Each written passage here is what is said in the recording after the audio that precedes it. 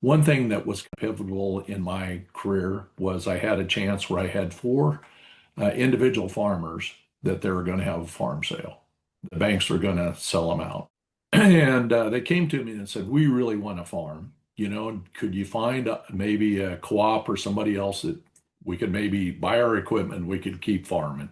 So that's what we know how to do. And we've been doing this for 20, 30 years, but we just hate to leave the farm. Ended up, we put together a group and we did it where we found different people put some money in and we put four 1,000 acre operations together and we formed a company. And at that time, it was called Farm Partners. It was one of the early organizations. We did it all around the efficiencies of farming. So literally one line of equipment, because on equipment, a lot of times your combine with its heads is about 50% of your total investment in a farm operation. Okay. For the acres. I worked a lot with a guy by the name of Mo Russell Consulting, maybe you heard with him, and they had a lot of the numbers. And really, machinery, land are some of your biggest costs. So we put that together, and then I was a general manager of that while I was still working in the seed business.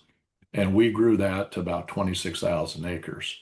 Um, and so from there, we literally took on the planner, we would track the time in the field and time out of the field. So Okay. we figured all the efficiencies. And at that time, it took $100 of equity.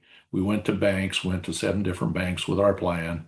We had 7 of them come back and said they'd approve what we're doing. And Wow. at the time, and today it's probably takes probably 3 times that equity if you're really lean, 300 instead of 100. Right. But if we could get a $30 return by just really watching all the numbers, that was a 30% ROE. Everybody knows what ROI is, but a lot of people don't think about ROE, return on equity. That means in the rule of 72, if you get a 30% ROE, every 2.4 years, you'll double your net worth. Yep. And so what we did is we kept taking the profit, making the profit, and turning it back. And then as other people struggled, we picked up those acres. Yep. Those initial farmers that were part of that, well, farmers are highly independent. And without leadership and people working together, they end up breaking away. But the people that struggled initially that would not have been farming today are all farming today.